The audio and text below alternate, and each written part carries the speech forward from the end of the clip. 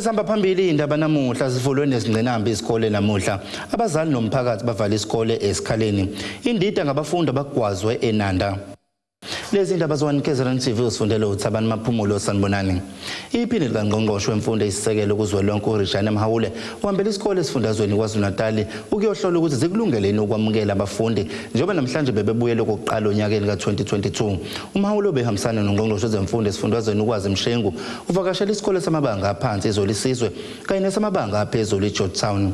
Uthi zibalelwa kuyikhulu kanye nama-91 izikole ezikhahlanyezwe isichotho kanti ezingama-41 ezasemgungundlovu. Iphini likaNgqongqoshe wemfundo eyisisekelo uRijane Mhawule uthe bajabulile ukubona abafundi begcwele emgaqweni yize kukhona abanye abangakwazanga ukuya ezikoleni ngenxa yokugcwala kwemfula kanye namabhuloho.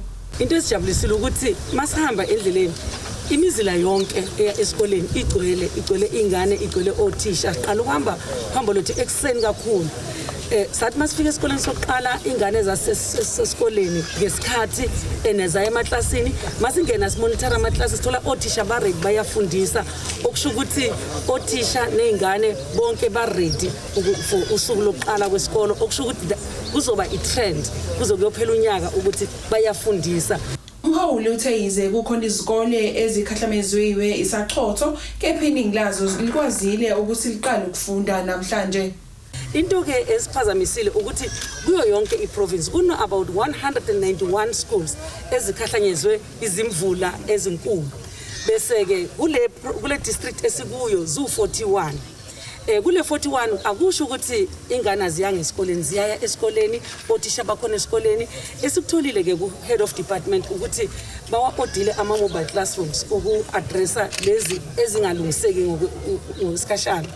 Then ayeza asendleleni stage nje ukuthi angeke liphele leviki angafikanga okusho ukuthi kule viki elizayo azobe akhona ama mobile classroom. Kanti uNgqongqoshe wezemfundo esifundazweni KwaZulu-Natal KwaZimshengu uthe izikole ezi11 azivulwanga emkhambathini ngenxa yesimo esingaphephile endaweni. Izolo sifuke ikole ezi11 endaweni yakanyavu zikhiwe amasango onke. Kunama notice konke kuzo zonke lezi izikole ukuthi othisha omkhulu make bafuna lezi izikole bazoyibona ukuthi bafana nobani. Abanye othisha omkhulu bayivulile izikole izolo.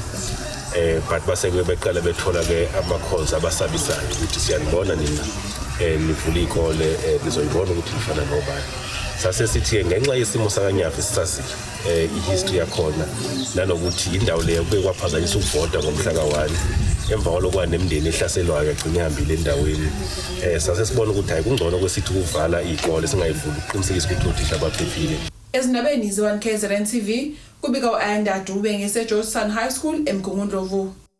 Kumenze ukufunda nokufundisa kwisikole samabanga aphezulu iMatamzana Dube High esingaphansi kwesifundo King Cetshwayo esikhaleni kulandela ukuthi abazali kanye nabalunga esigungu esilawula isikole bevuka umbhejazane bavala thaqa amasango alesi sikole. uElias Gumedo ilungu lesigungu esilawula isikole uthi ngenxa ukuthi lesi sikole asinazo izindlu zangasese sesimeni esikahle babone kungcono ukuthi kumenze ukufunda kulesikole. Uthi sekuphele iminyaka emithathu bacela ulungiselwa izindlu zangasese kodwa balitholi usizo. Akuzange kuqhubeka ukufunda nokufundisa kwisikole samabanga aphezulu iMatamzana Dube High School engaphansi kwesifundo King Cetshwayo kulandela ukuthi abazali kanye namalungu esigungu esilawula isikole bevele bavuka umbhejazane bavala thaqa amasango alesi sikole. Oyilungu lesigungu esilawula isikole uElias Gumedo uthi ngeke kuqhubeka ukufunda kulesi sikole kuze kuba balungiselwa izindlu zangasese ezibeka impilo yabantwana babe engcupheni yokutheleleka ngezifo. Inkinga esibe nayo lapha iminyaka cishe unyaka wesithathu inkinga ama toilet afike kwathiwa kune project ama toilet kwabulawa ama toilet ayekade khona esebenza abulawa kwathiwa ukuyofaka ama toilet aflashayo. So nangonyaka odlule sesavala babuye bathi bazolungisa akulunganga kusubene namhla lokho akulunganga zwe namhlanje. So sesibona ukuthi ke ngenxa ukuthi vele kuqala isikole phansi vele isafety of our children ayikho lapha ngenxa yokonakala kwama toilets sathi ungconthi sivaleke until uhulumeni ahlangabezane nokungena kwengane la asebenzise ilokuzana iprotocol leyo kuyiprotocol enkulu lo kwama toilet kodwa sibona uhulumeni engakunakile lokho. uGumede uthi kade babebanjisa udonga kuthiwa bazolungiselwa izindlu zangasese kodwa kuze kube imanje akwenzeki lutho. Uthi ucela umnyango wezemfundo esifundazweni KwaZulu-Natal ungenelele kulolu daba. I-response ukuthi kwakhiwe ama-toilet njengoba bethi bazowakha akwenzakanga lokho up to this date akwenzeki lutho nje. Njengoba nibona ungaqhamuka imuntu sibalindele namanje ukuthi izoxoxisana nabo ukuze uqhubeke ukufunda nokufundisa. Ikhona nje silindele bona njengamanje nje. uZanele Dube naye oyilunga lesigungu esilawula isikole uthi akekho umuntu ongamele ukusebenzisa lolu hlobo lwezindlu zangasese. Uthi yingakho bethatha isinqumo sokuvala amasango esikole ngelanga engaba abafundi baqala ngalo ukufunda. Uthi lezi zindlu zangasese indlu izihlalelo obala. Sesithe ake sivimbe namhlanje ngosuku lokuvula kwezikole ukuze mhlambe bazobona ukuthi lento siyikhuthalele siyayidinga ukuthi yenzeke. Ngoba ngisho ngaya lapha ufika ubone ungabona ngeke nawe uzungena isikhathi eside lapha phakathi. Indlela ayiyona ama toilet awamahle ngalolu hlobo ukuthi uyakwazi ukubuka ayengcono kwalabo abadilizayo abafike bawadilisa lawa ayengashawa bathi basenzela ashawayo lawa abathi bayawenza ashawayo bawenza asalu half ufika nje ubuke yonke indle phakathi. Iphunzile imizamo yokuthola ukuphawula komnyango wezemfundo esifundazweni KwaZulu-Natal. Ezindabeni ze1KZNTV kubika uZamando Sicele esesikhaleni. Imindeni yabafundi ababili basendaweni yakwaBesta eNanda ithi sakhungathekile ngokugwazwa kubulawa abafundi ngezitsolo ezithi bekubangwa imali. Kubeka ukuthi izolo umfundi wesikole iJG Zuma High ugwaza omunye umfundi ofunde ekusasa lethu High okuthiwa ubemphuca imali nomakhalekhukhwini wakhe ogcina ingxabano isingenwa namalunga omphakathi. Lusayindida udaba lokugwazwa kwabafundi ababili abafunda ezikoleni ezahlukene kwaBesta eNanda. Izolo ekseni uSimpho Esikhakhane obefunda ugrade 11 esikoleni iJG Zuma High School ukwaze uSabelo Khoza obezofunda ugrade 10 esikoleni ikusasa lentsha. Izinsolo ezivelayo ngamalungu omphakathi zithi bekade kubangwa imali nokuthe emva kokuthi uKhoza ephuthunyiswe emtholampilo wendawo eNewtown C wafika washonela khona. uSikhakhane kubeka ukuthi uzamile ukubaleka abangani bakhoza bamjaha bamshaya bamgwaza baphinde bamgenca baze bayombeka eduze kwala abegwazele khona ukhoza okuyila khona afike ashonela khona uSikhakhane. Ongumama kaSikhakhane ulethi weSikhakhane uthi usakude ukukhohlwa isimo afice ingane yakhe ikusona.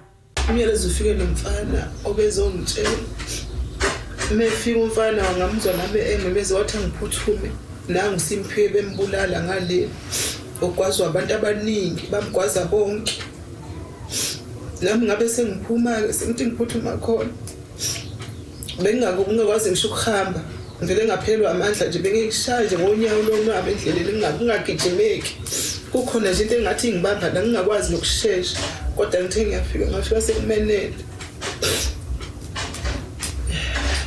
ebulawa iqulu labantu lase1 ebuyele esikolweni. Ngiyafisa nje ukuthi engathi abantu bengangisiza kube khona ukulungiswa batholakala abantu abenze lento. Ingane yami ifisa nje ukumgodoyi incane. Uthintwa umnyango wezemfundo kulesi sifundazwe uveza ukuthi usulitholile udaba ngohlangothi lomfundi okuyena obefunda eJG Zuma. Okhulumela lo mnyango uMuzi Mahlambi unxusa amaphoyisa ukuthi aphuthunyiswe uphenyo lwawo waphinde wadlulisa amazwi enduduzo kumndeni kaSikhakhane. Siphatheka kabi kakhulu somnyango ukuqala unyaka kanje sidlulisa namazwi enduduzo emndenini olahlekelwe umntwana. Sifisele na laba abalimele ukuphola okuphuthumayo nokuthi ke amaphoyisa ke adlale indawo yawo ngalesimo lesi. Okhulumela amaphoyisa kulesi sifundazwe uKapteni Nqobule Gwala usiqinisekisile lesi sigameko. Kuvula amacala okubulala epolice station eNtuzuma kulandela isigameko esenzeke lapha kwaBest ekuseni ngabo 10:30 lapha abafundi ababili abaneminyaka ewu16 bekwaziwe lapha ngaphandle kwesikole. Imbangela ke yokubulawa kwabo ibingakaziwa kwamanje, uphenyo ke belisaqhubeka. Okwamanje bengakaboshwa umuntu ngeva kwalesi sigameko ngude abakhosibisi kibika ngikaBest eNanda.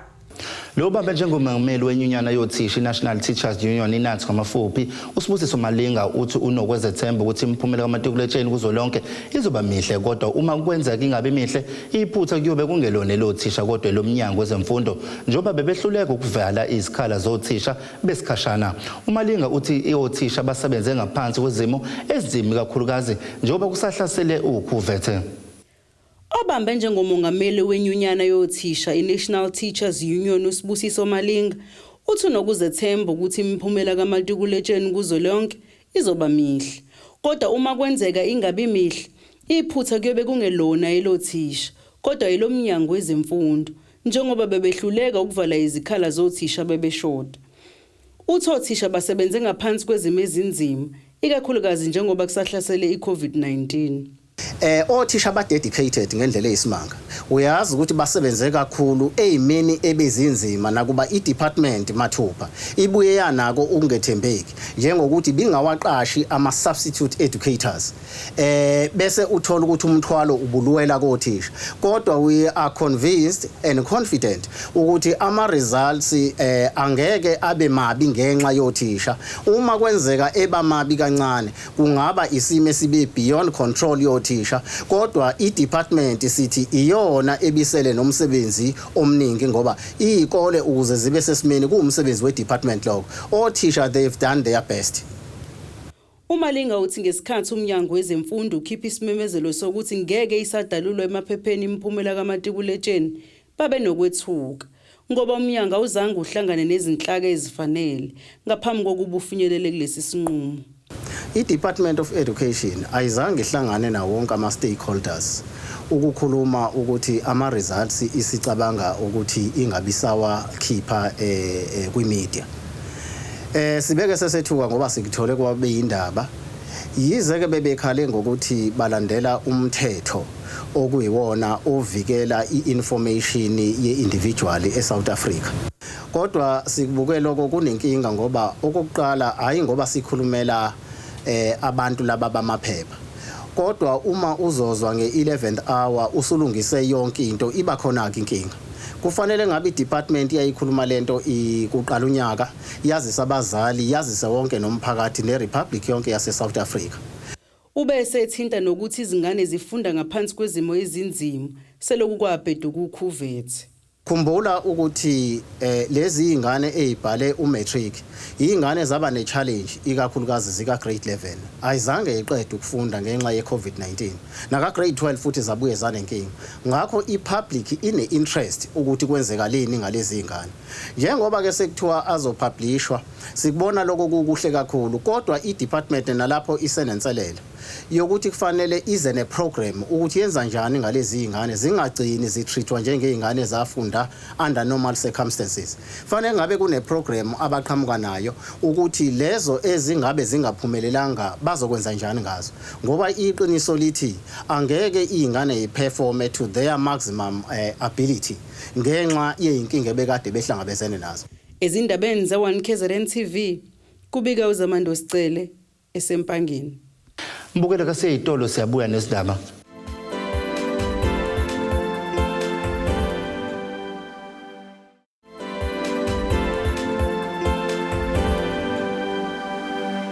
Siphinde sikwamukele mbukeli 1KZNTV usabukele izindaba.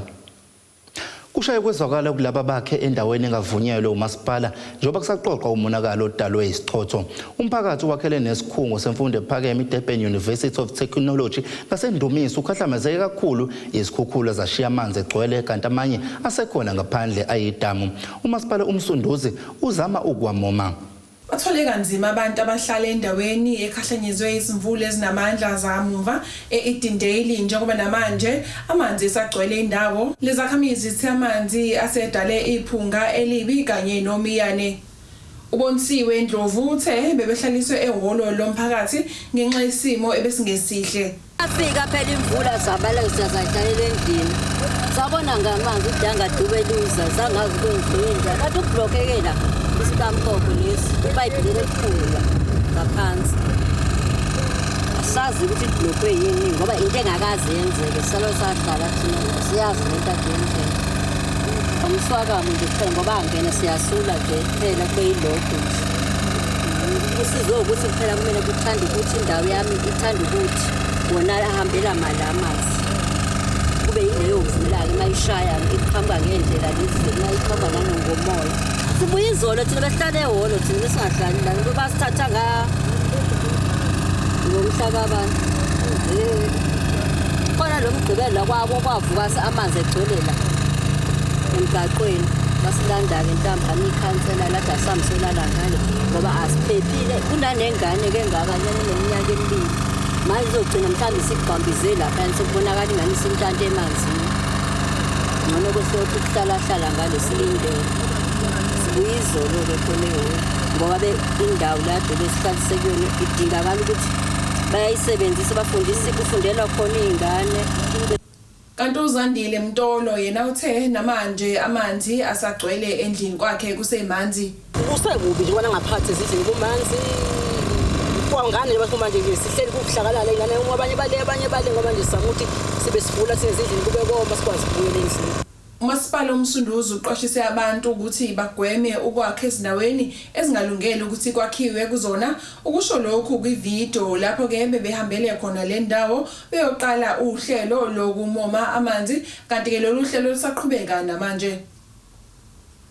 Ezinabeni ze1KZNTV kubika uAyanda Dube ngiku-Idindal Road eMgungundlovu.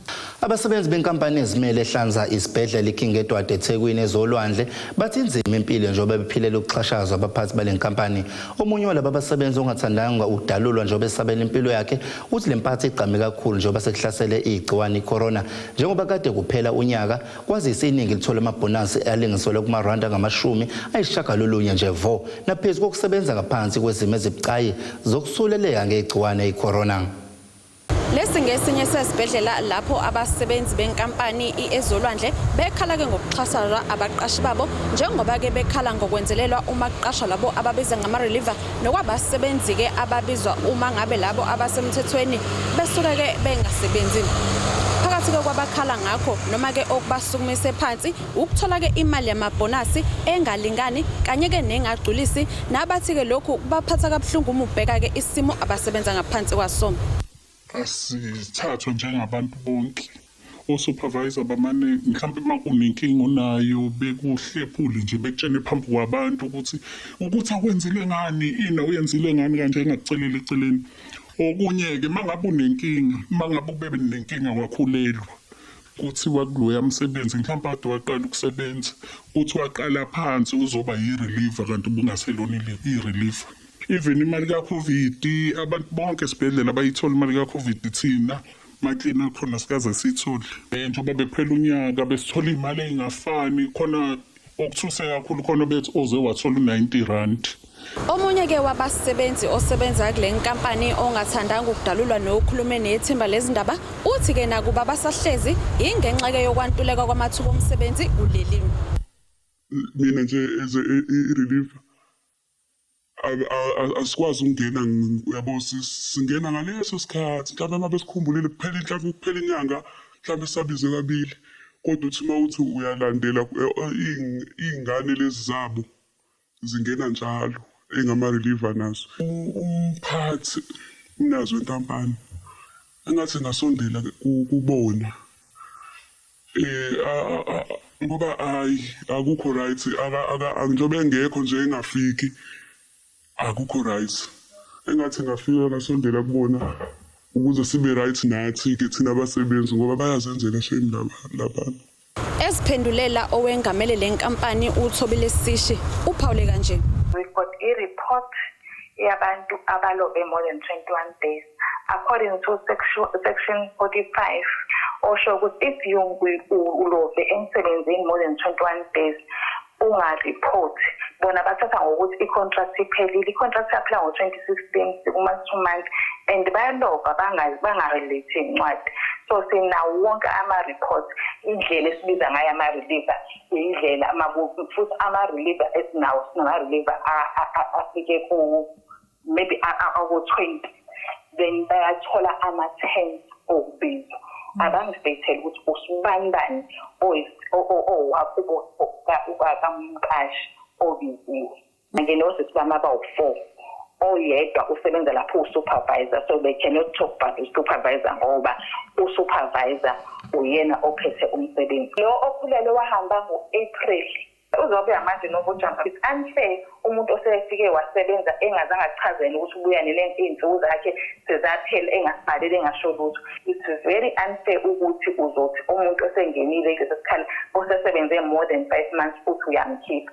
Ezindabeni ze-1KZNTV kube kuntombi khona mvubu ngesethekwini. Njengoba iqembu elibusayo kulelo likakhongolose liya kwinkomfa yokukhetha ubuholi ngozibandlelwa lonyaka kulende uba kucace kuyona lenkomfa ukuthi amalunga leli qembu ayamnikeza inihlandla lesibili uSirilo Ramaphosa yize noma kunjalo kodwa lelizwe kusukela langena ngaphansi kombuso wentando yeningi kalikaze libe ngaphansi kukaMengameli wemuntu wesifazane kanti ithimba lesidaba lixoxisana nabantu bakuleli ukuzwa nje ukuthi ngakube lelizwe selikulungele yini ukuholwa yimbokodo kanti baphawule kanje. Ngibona ngazathi eNingizimu Afrika sesikulungele ukuthi sithole umengameli womuntu wesifazane ngegalela abantu besifazane abadlalayo kusukela ngekhathi zobandlululo kuzokube imanje and ngicabanga ukuthi sonke sinalo ulwazi lokuthi ikhaya uma kushona indoda lelo khaya lisuke seliphelile kodwa ikhaya uma kusela umama lisuke lisekhona ithemba. So ngiyakholelwa ukuthi liningi ushintsho mningi umehluko ongaba khona uma ngangena umuntu wesifazane ngoba umuntu wesifazane by nature umuntu vele uvusa izinto seyifile. Angisho ukuthi akakabe khona umongameli wesifazane kodwa sivele kumanje siphansi kwengcindezelo abantu abanepower kakhulu ibona abantu besimame nezingane. Thina indaba yethu nje ayinakwanga. Angisho ukuthi ngiyaphikisana naloko kodwa owamanje hayi abathi ukulinda nje kancane. Dithi iSouth Africa sekulungele ukuthi ngaphathwa umuntu wesifazane because umuntu wesilisa simnikezile ithuba lokuthi makaphathe kodwa emakhaya sisakha amanzi emifuleni sisa busy siphuza nenkomo imigaqo sikakabi nayo asinalutho intuthuko asiyiboni ngokuphatha komuntu wesilisa. Mina ngolwami uluva ngathene singake sidedele umuntu wesifazane sike sibone naye ukuthi intoni angayenza ezophuhlisa indawo ezisithethe esihlala kuzo. Kodwa manje sithola upresident womuntu wesifazane kuwo wonke lama issues esinawo sabantu besifazane angakwazi ukungenelela kakhulu kuwona ngoba umuntu wesifazane ekwazi ukuxakeka komuntu wesifazane nokuthi yena all rounder ngoba ukwazi ngisho ekhaya ukugada ubaba umuntu wesifazane agade ingane usho umuntu wesifazane uyiphoyisa uyi-social worker udokotela uyonke into njengoba ngithi all rounder nje umuntu wesifazane. So naye ke mengabe sithola upresident umuntu wesifazane angabheka wonke lama khona esinawo esikhala ngawo. Mbukelo kaseyitolo siyabuya nesidaba.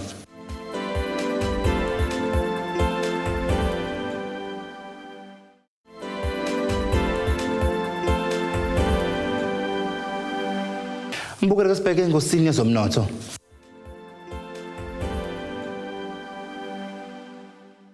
Irandi lu 15.53 cent maqhathaniswa nedola lasemelika libu 21.13 cent maqhathaniswa nopondo waseBritania libu 17.59 cent maqhathaniswa neeuro kanti igolide lona libiza 1813 US dollars 12 cent iounce ukuthi uwele ngahluziwe 87 US dollars 51 cents umphongolo. Mbukelo kasibheke ngosini ezemidlalo.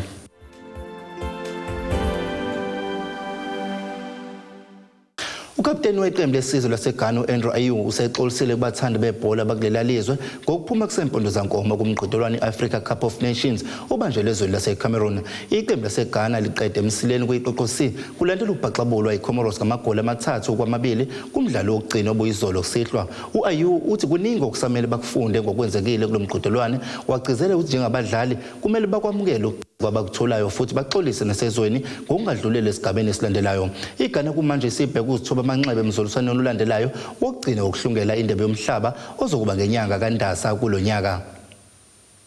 Mbukele ke sibheka isimo sezulu esingalindeleka.